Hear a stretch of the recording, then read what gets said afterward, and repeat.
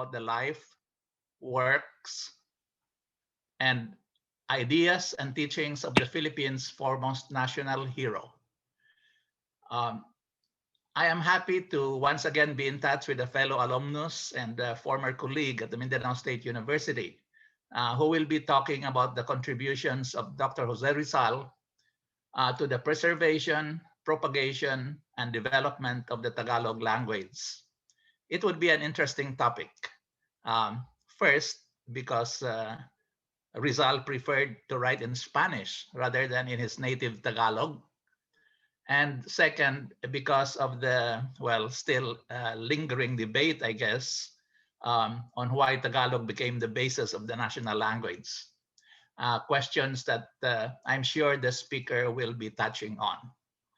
So sit back and relax. And if you have any questions, please feel free to ask them at the end of the lecture.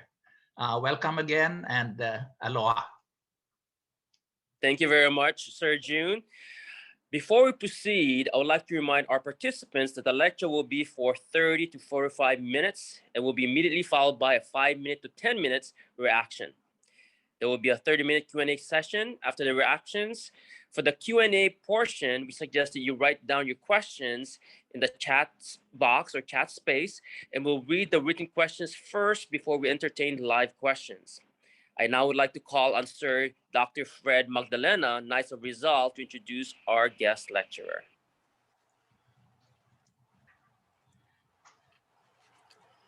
Hello, good morning to folks from the Philippines, and good evening to those who are in Hawaii or in the US.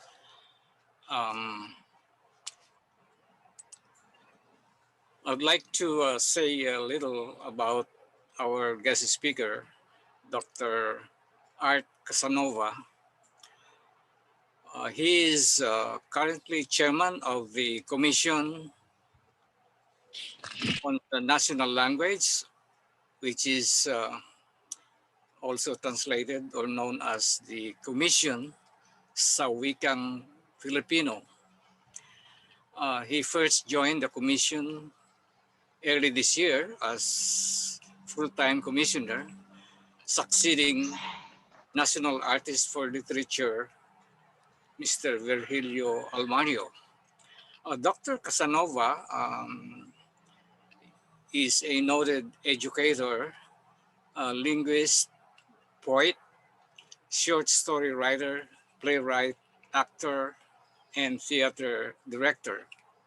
He has written 35 textbooks for high school and college, and has also published a number of anthologies of plays.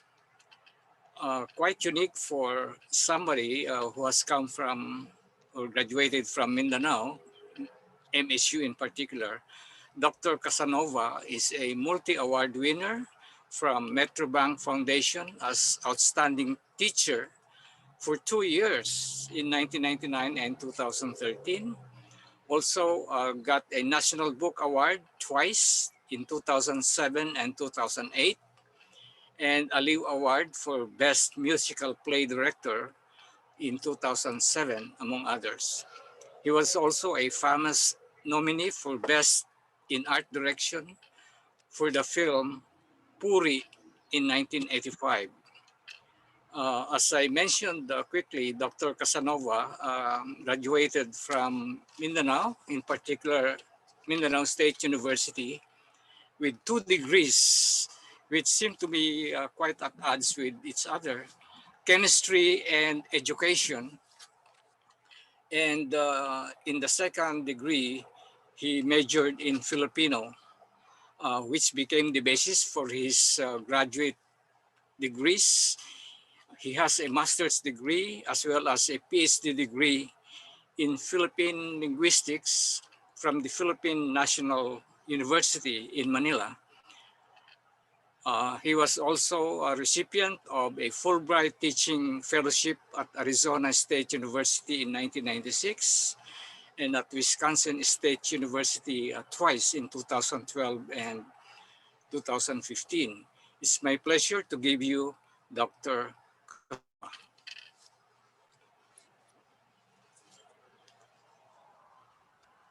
Magandang hapon, Hawaii.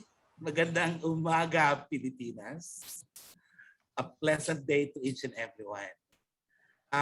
I just would like to introduce to you a one of my staff who collaborated with me in putting up this PowerPoint presentation.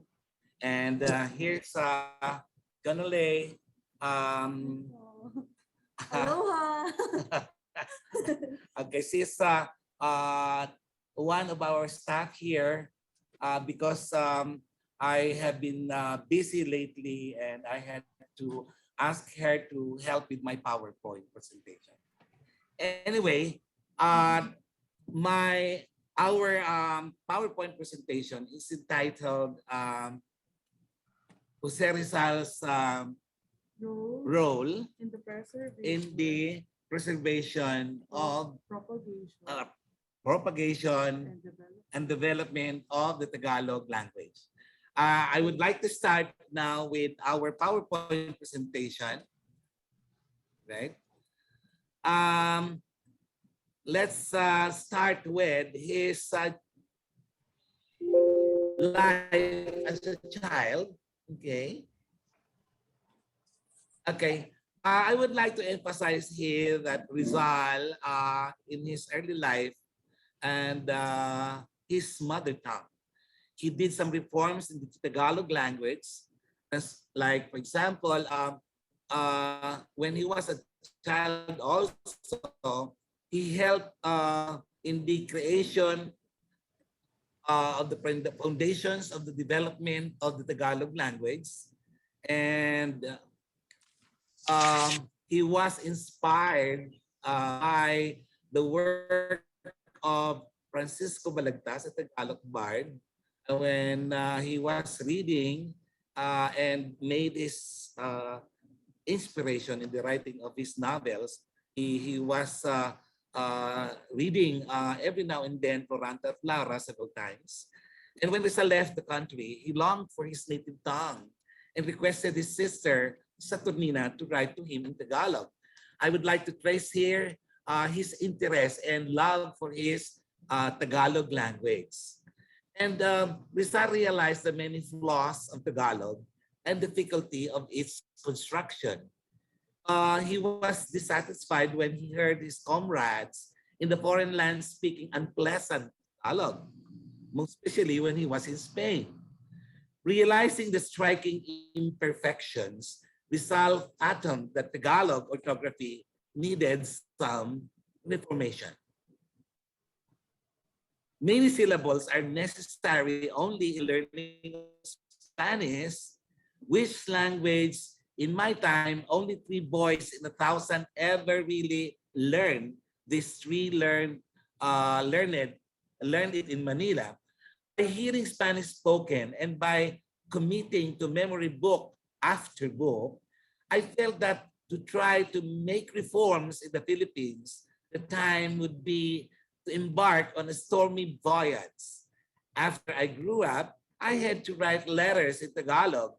I was shocked at my ignorance of its spelling, and I was surprised too to find the same words spelled differently in the many different works which I consulted.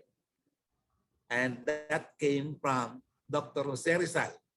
And Rizal got a hold of Dr. T.H. Pardo de Taveras' contribución para el estudio de los antiguos alfabetos Filipinos. He then started on a bold attempt to develop the Tagalog orthography. In Germany in 1886, he translated into Tagalog Schiller's Wilhelm Tell, which became the first Tagalog literary work written in the English style and steered modernization of the Tagalog language. Rizal also laid down his new rules, the most important of which are the dropping of the letters C and Q and the introduction of the letter K. Rizal declared, Tagalog writing must be Tagalog writing, not Spanish. The language of the translation of Wilhelm Tell despite of its errors, undoubtedly shows that Rizal could have become a masterful writer in Tagalog. Rizal also wrote the Arte Metrica del Tagalog, which is said to be a pioneering work in the study of the principles of Tagalog poetry, as been mentioned in the book by Guillermo in 2006. In 1890, Rizal published one of his most important works, a well-studied treatise on Tagalog orthography in the form of a letter to his countrymen, the Sobre la Nueva Ortografía de la Lengua Tagalog, which appeared in the La Solidaridad. Here, he began advocating the use of the letter W, which Tavera and Lactau had already been using. With all its flaws, Rizal considered Tagalog as a language of the angels, a harmonious, beautiful idiom. In a letter written to Blumentritt in 1892, Rizal mentioned his attempt to write his third novel in Tagalog.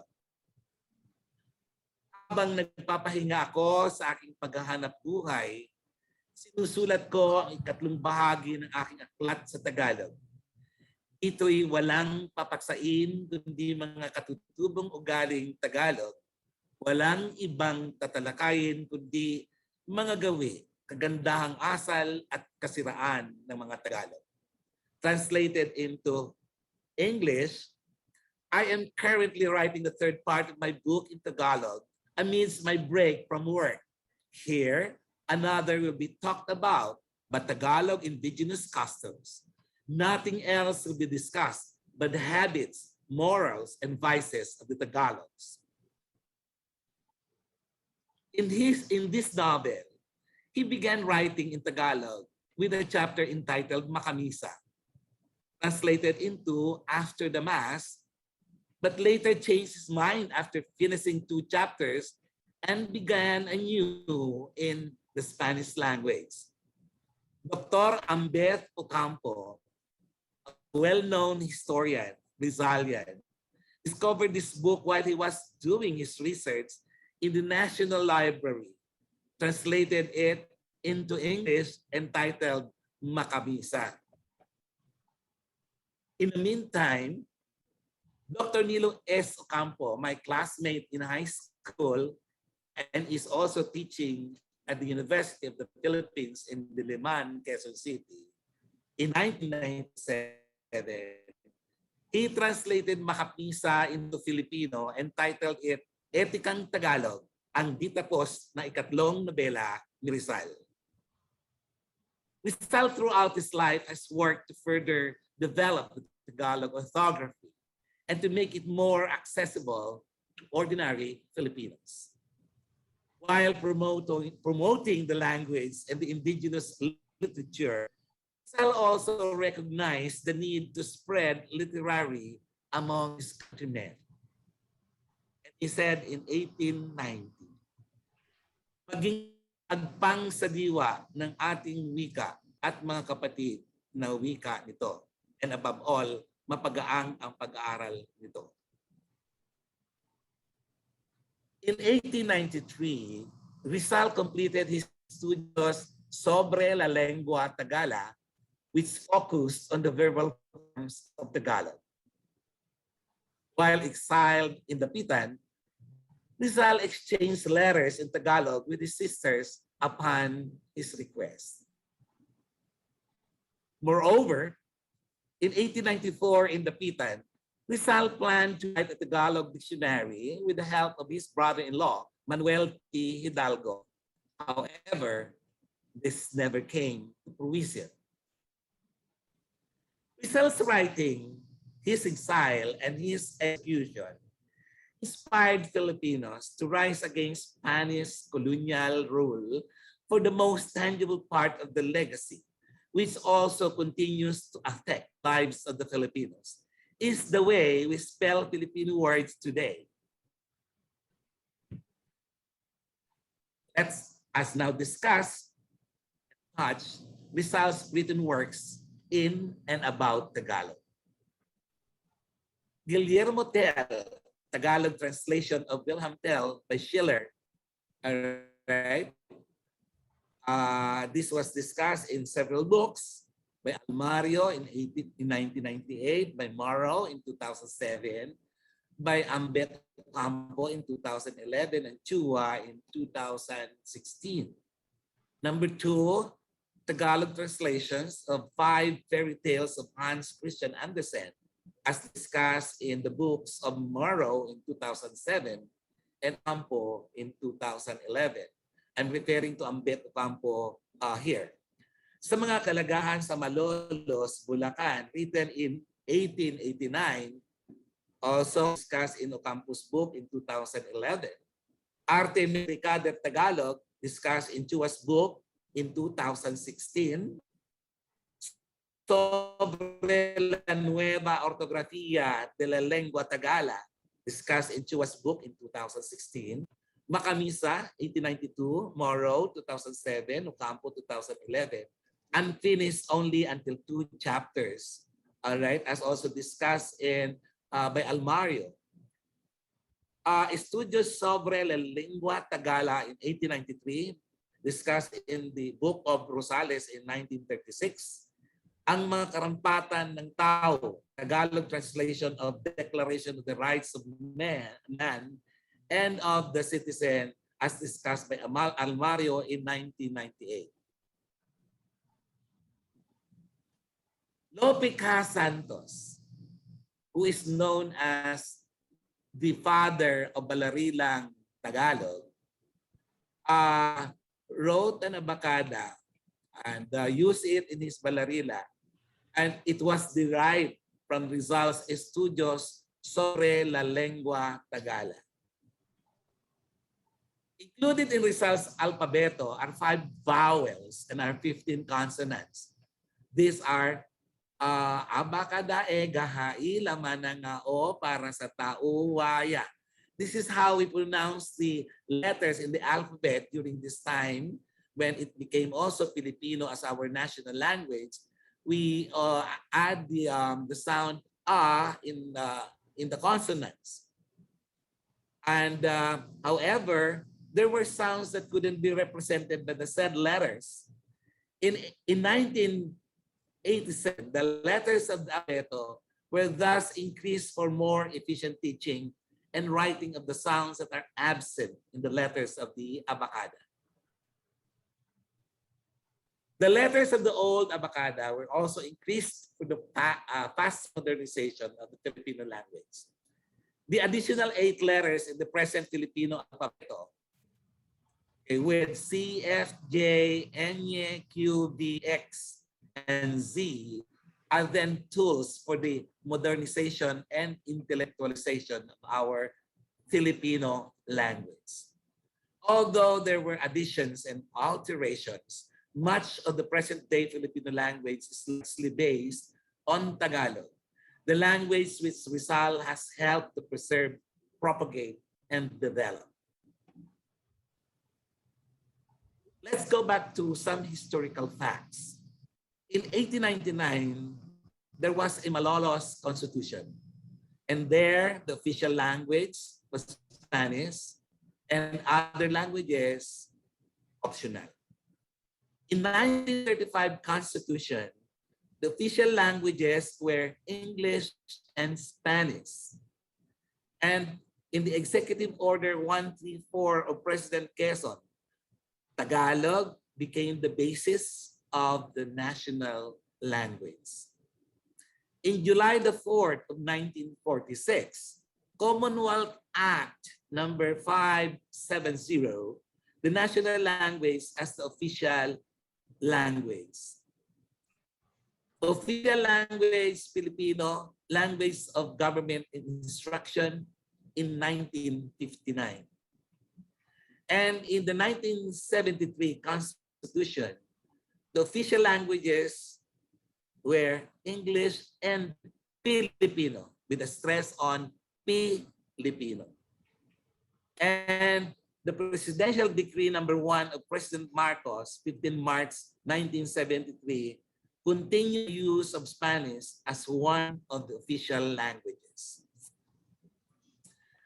During the American era and during the time of Quezon, actually, there was a committee created, and the members of the committee were instructed to research on the 8 major languages plus cluster groups of Maranao, Tausug, and Maguindanaoan, the Muslim languages, and uh, experts on linguistics and literature were assigned to be members of this committee.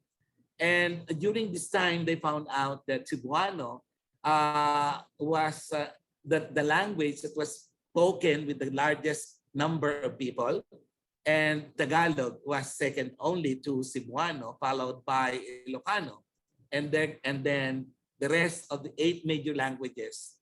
8 major languages means there are at least 1 million people speaking the language. And after some researches, the committee concluded that Tagalog be made as the basis for the national language, even though Cebuano had the largest speaking community. The reason for selecting Tagalog was that Tagalog had a lot of published books and journals about the language and literature. So that was the conclusion. And they said that Tagalog has a richer literature, and because of that, Tagalog was chosen as the basis of the national language. In 1987 Constitution, the official languages are Filipino, and unless changed by law, English.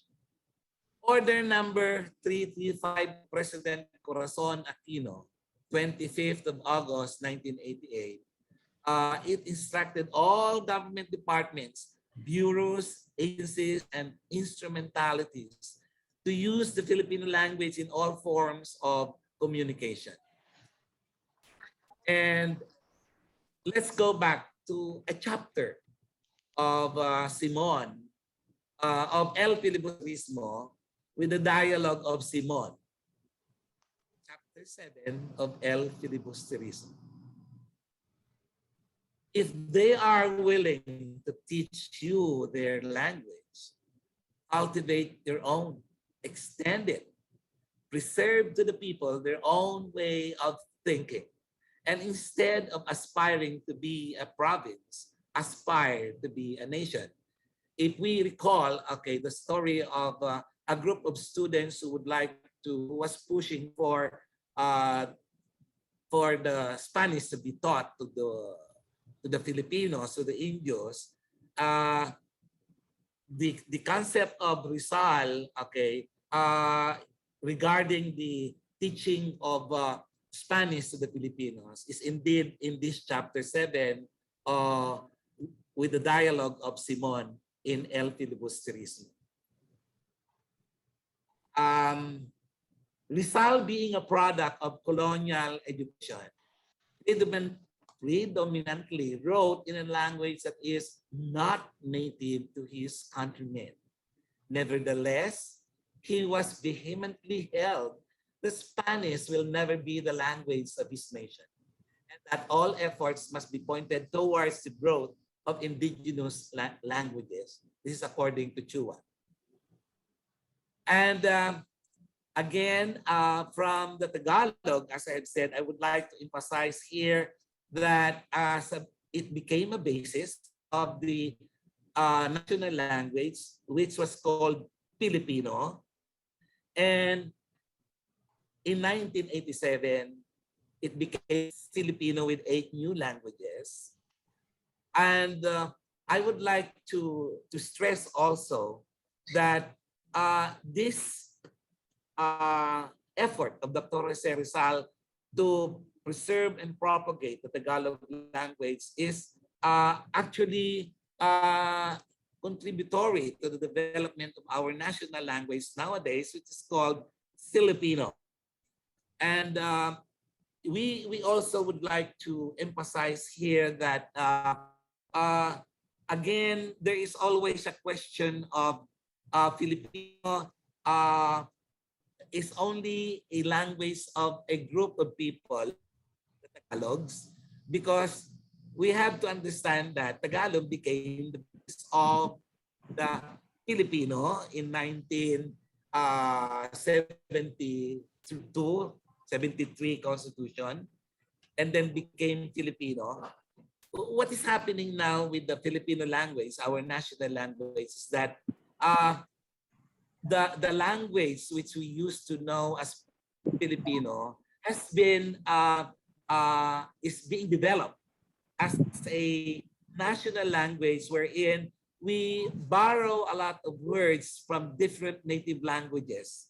You see, we have more than 130 languages in the Philippines, and we're trying to borrow and include some words in the Filipino language now, so that the Filipino language, which is our national language, is no longer a Tagalog language, is no longer a Filipino language, but the national language which has a new identity and, and continues to be developed.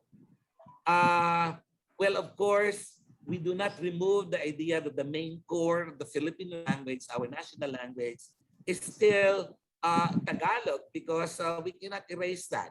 But what we're trying to do here is to make Filipino as a unifying factor to all Filipinos who speak more than 130 languages.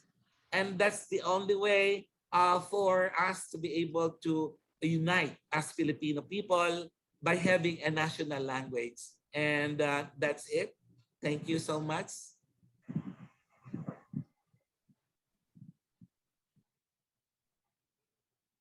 All right, thank you. All right, mahalo, Dr. Casanova, for that very informative lecture. Before I call on our reactors, I would like to remind the participants again to write questions they would want to ask our lecturer in our chat room. Okay, so we will now have the reaction to the presentation. Our reactor is Dr. Pia Arboleda, Associate Professor, Director of the Center for Philippine Studies at the University of Hawaii at Manoa. She holds a Doctor of Arts degree from the De La Salle University, a published poet and creative writer.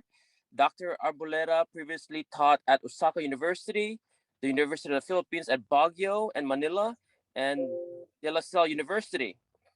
Please welcome our actor, Dr. Pia Arboleda. Magandang hapon po sa ating lahat. Ikinagagalak ko pong makabilang sa ating panayam ngayong hapon. Thank you so very much for that very wonderful presentation, Dr. Casanova. I have a couple of reactions and a few, and I guess they're not really questions, but I'm sure you'd know what to say after I read out my notes. I think the most important takeaway that I had from your lecture is that Rizal gave the roots of the development of our language. But the problem that I saw was that obviously Rizal knew only how to speak Tagalog among and other foreign languages. That means during his time, all of the regional languages were not given any importance. Um, I've always wondered why No Limitangere has been translated, let's say, in a language like Dutch. But why hasn't it been translated in all of the regional languages of the Philippines? Which means there could have been 100, potentially 113 different versions of the Noli to give due importance to our regional languages, which is the basis of what we now call Filipino. The other thing that I would like to point out is the problem that Rizal realized about standardization in the spelling of words is still our problem today. And even the hierarchy in which we spell or we use certain words because of it, because it's Filipino, is not really being studied today because the when the 1987 um, guidelines came out for the use of Filipino, there was a hierarchy. First, if there is a native word in Filipino, use that. If there's no word, then use the Spanish. Then if there's no Spanish, use the English. Then if it's the English, there are certain ways in which you can conjugate them. There were rules and standards to these questions. And I'm sure Dr. Casanova will have a lot of things to say to this. But given that Filipino is a growing language with Tagalog as its basis, the problems that Rizal saw are still our problems today. But it is something that cannot be helped because our language is a living language. The third point I'd like to raise is the 1973 policy, which had English and Filipino plus Spanish. English plus Filipino as the native language and a little bit of Spanish, right? So I have to say something about this because this is my generation. I was in the first grade when this was a policy. In the past, at least it was very clear how English instruction was being done. So maybe the generation of my father who studied at the Ateneo spoke really very good English, standard English with some Spanish. But I was the victim of the bilingual education policy. What happened to my generation is we could neither speak Filipino nor English. So parang kalakalahati, di ba? And this is the problem and that's why I'm not saying it's not important, but then all of these like coined words and mixed words and code switching all happened. Of course, this is a problem that Rizal could not have anticipated. And yet, we are back to his point because I think what he really wanted to see was a standardization, which would be very, very difficult to do. The last point that I would like to make the is to commend the work of Komisyon ng Wikang Filipino and the many scholars of UP and all the linguists that have come together to help develop what is now called Filipino. I know my husband is from Quezon and he really, really hates the idea that we are muddying or destroying the Tagalog language, what is purely Tagalog. But I said, it is all right. Rizal loved Tolerante at Laura, and he loved it so much, he wrote it by hand from memory. Okay? And you cannot take away what is poetry in Tagalog and our love for the Tagalog language and our respect for all of the authors like Lope K. Santos, etc. However, we are living in these times and we have to include all of the regional languages. Of course, I am biased because I'm Ilonggo. And I think that our language becomes richer because of it. I'll give you an example. We didn't used to have a word for pink. We say pink. And it will be so unfortunate if we didn't have a word in Tagalog, we turn to the English. But the Cebuanos have a very beautiful word for pink, and it came from the fruit, and it's kalimbahon. And now we have to teach these to our children so that then it becomes standard. Then it becomes what we know as common use. Um, what I don't want to see is, because we have so many different languages, and then if we don't understand each other, our fallback is English. It shouldn't happen. Our fallback should be our national language, the language that Rizal fought so hard to keep, even if he didn't write in this language. He knew its importance because language is power. And whether or not we admit it, whoever holds this power dictates our language and therefore dictates our thought.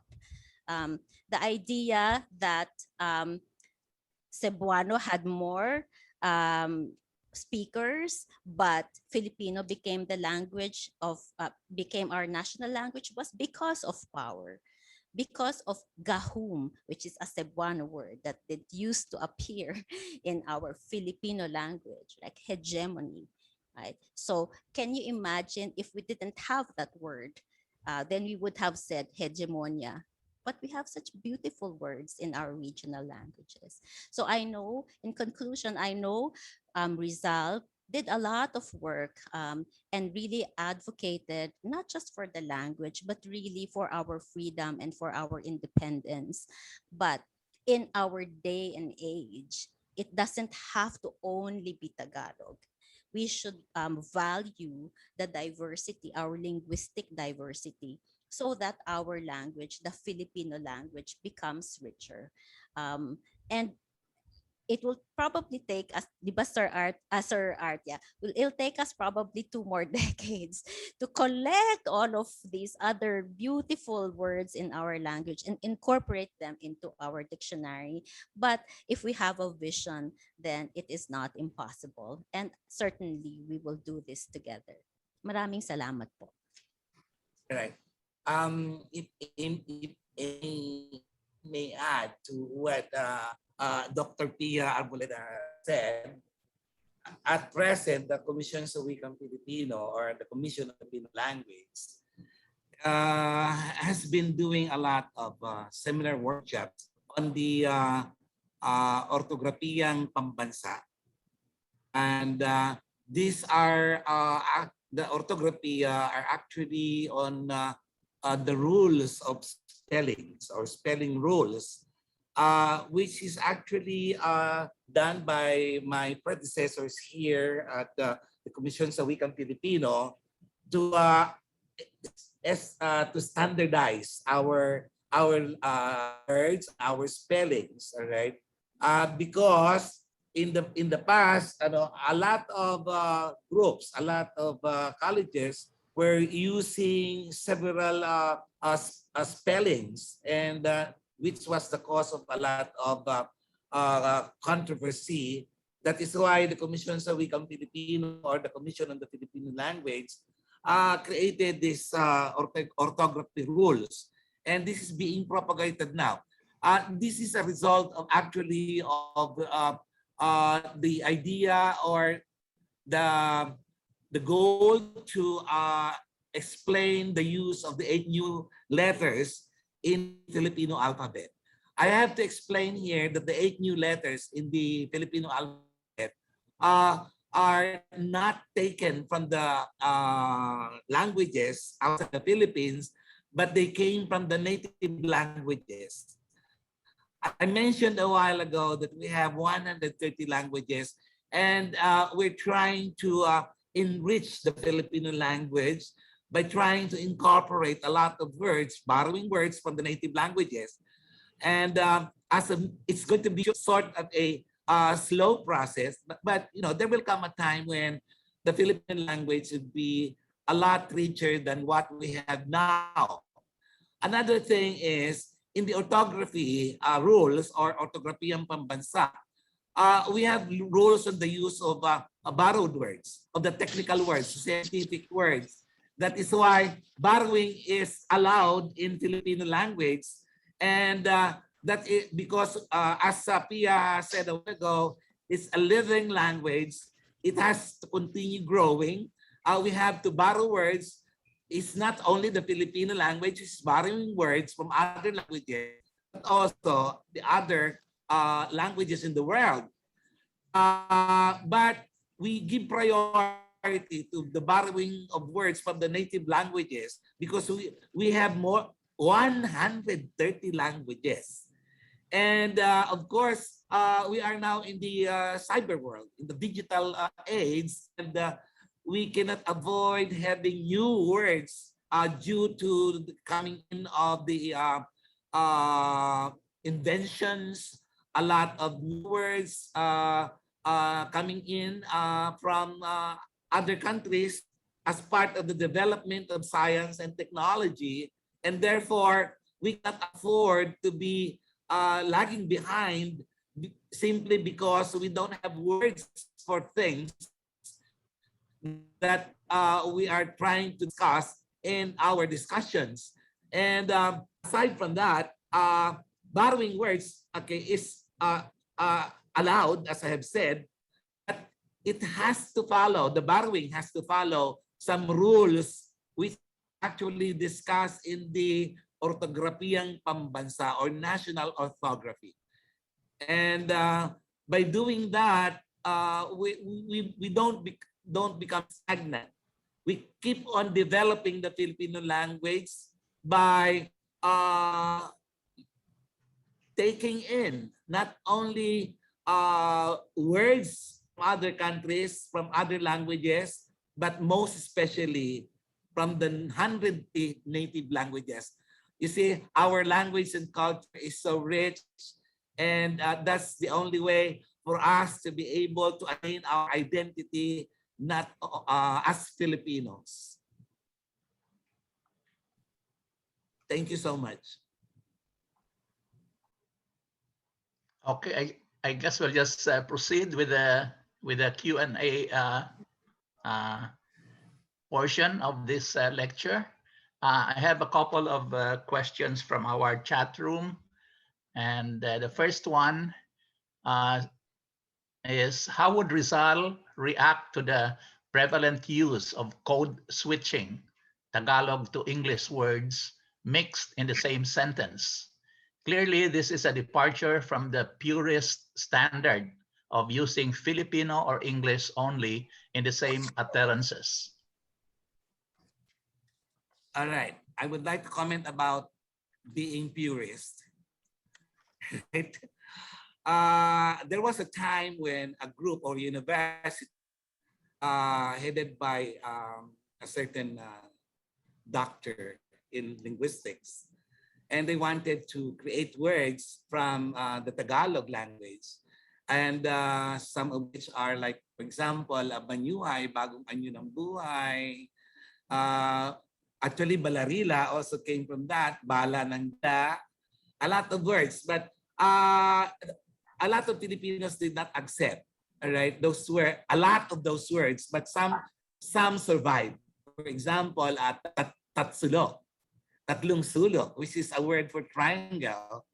And we have, instead of, halimbawa ay, for example, what else can I say? Triangulo is tatsulok, rectangulo is, anyways.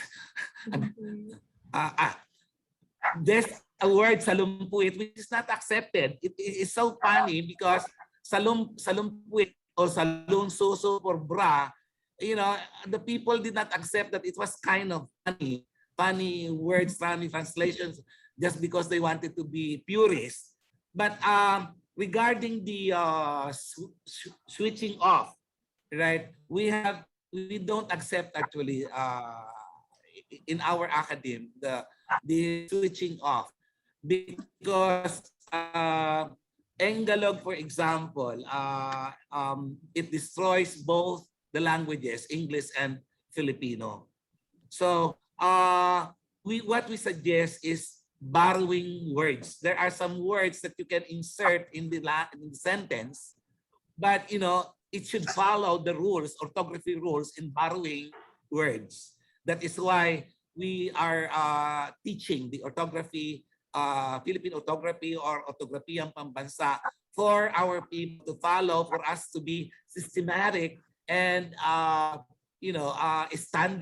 standard in borrowing words.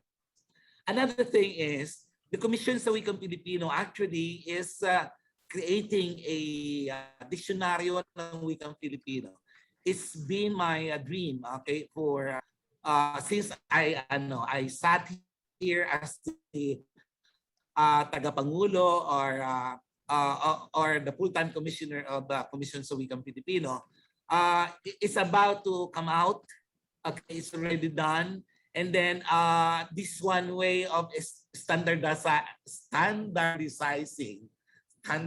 hello, making it standard, okay, by creating a dictionary like this. And in this dictionary, we include borrowed words also, because we allow borrowed words for as long as borrowing follows the rules on orthography, right?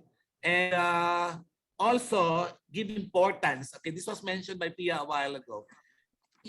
One of the mandates of it's a major mandate actually of the Commission sa Wikang Pilipino to preserve and some more researches on the native languages side by side developing the Filipino language, our national language. That is why we have here that takes charge of invigorating the languages in the Philippines. We are doing a lot of orthography studies so that we can come up with a lot of karunungang bayan, which would include epics. We have fables, and then we have other things that is included in the Karunungang Bayan. We're coming up with some monographs because we want this to be used in the what we call MTBMLE, which is making use of the native languages from kindergarten to grade 3, and then actually it goes on and on up to grade 12, but the focus really is on the use of the native languages in teaching the Filipino kids from kindergarten to grade 3. And this is the idea that we are trying to propagate and teach the people that the kids should learn and master first their native tongue, their first language, before they embark into learning a second language.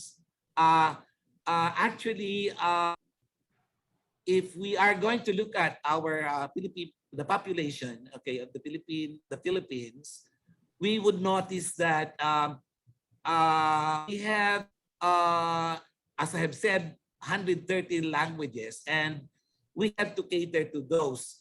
And therefore, this is one way of propagating also the Filipino language, since we are trying to develop the Filipino language by incorporating some not only words or vocabulary of these native languages, but soon their grammar rules and maybe grammatical structures could be included in the so-called Filipino language. But you see, it will take a long time, maybe 100 years. But we have started. The most important thing is we have started, no matter how long it's going to be, but we have done it, we have started, and we hope that all the Filipino people will cooperate with us in this goal of ours. Thank you. Thank you, Art. Another question here. Apart from the adoption of a few words from other Philippine languages, how are these regional languages contributing to the development of a national language in terms of its grammar, structure, orthography, and others? Ilocano orthography is different from Tagalog orthography.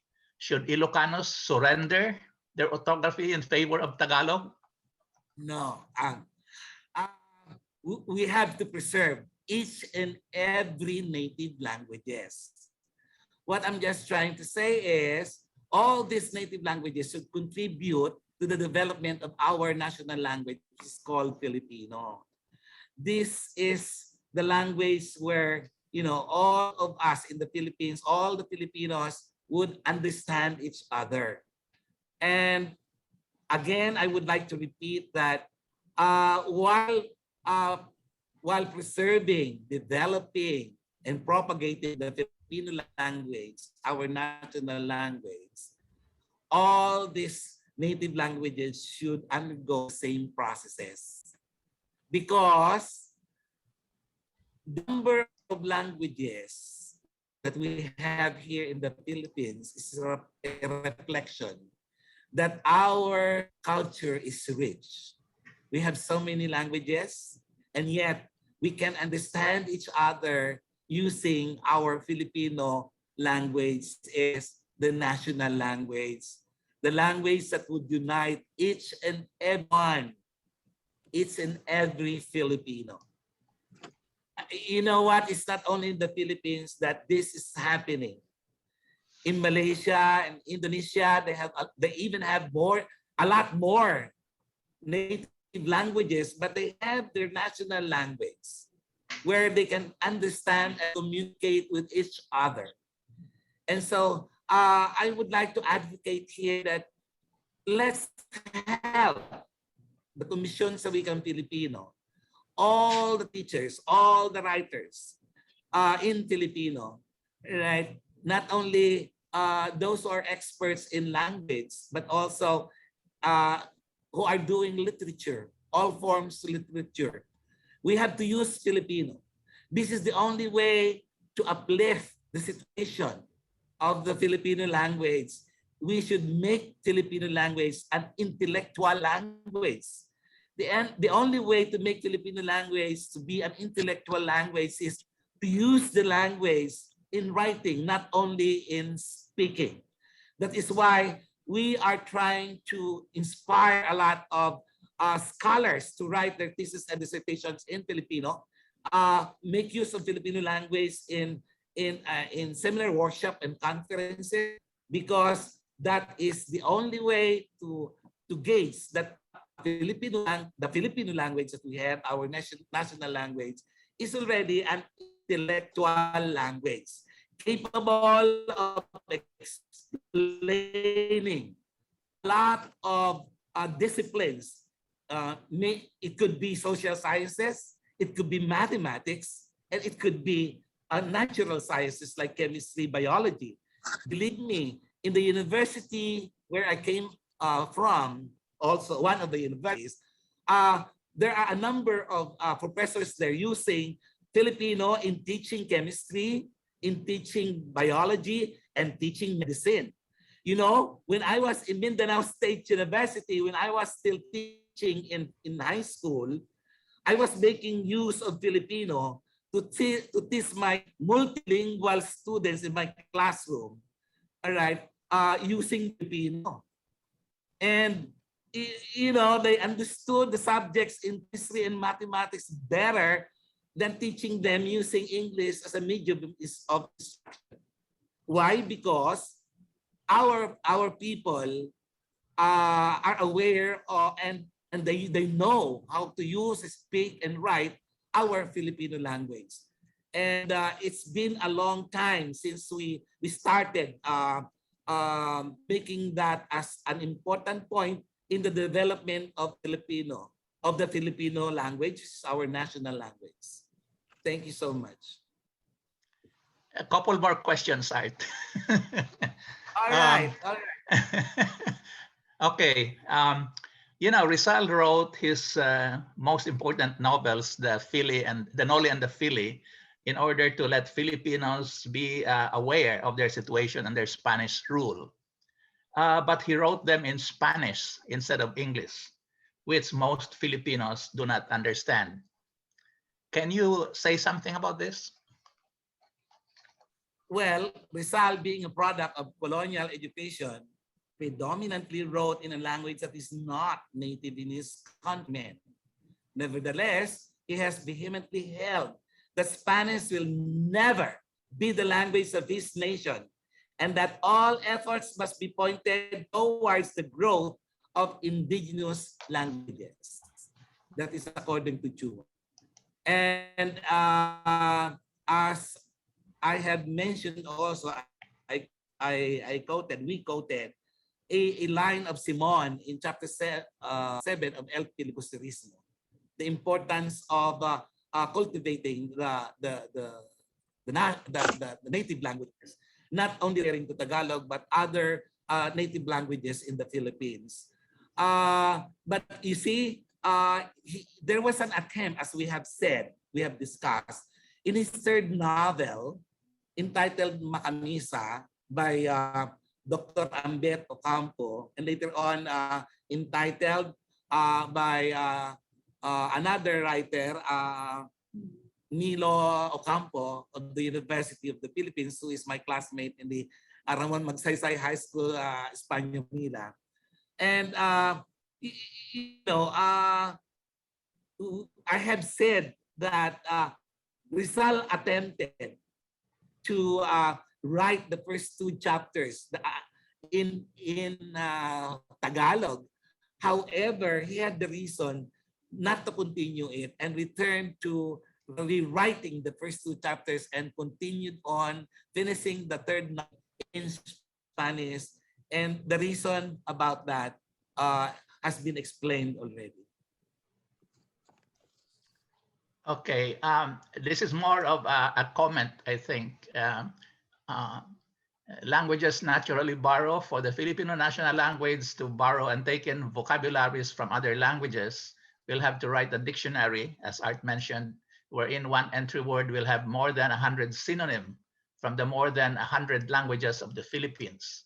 Because if they will not include, the speakers of the other languages will ask why, and I don't think Rizal will do the same and cause confusion instead of pagkakaunawaan. Maybe Rizal, with his known prophetic vision, saw that Tagalog will become a national lingua franca. So that was a comment. I have another question here. A group of Ilocano academics are in the process of intellectualizing the Northern Luzon languages, not Tagalog. What is your position on this? This may be true among the Cebuanos as well.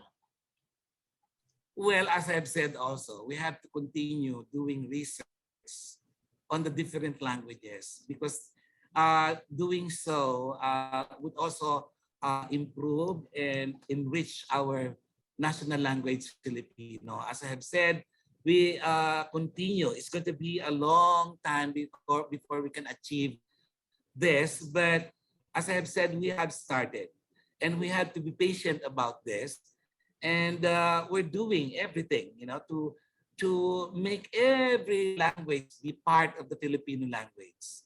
And one major step is, trying to borrow some words from the native languages and include them in the Filipino language. One example is here in Manila now, in the entire country here in the Philippines, we use the Cebuano word padayon, meaning continue.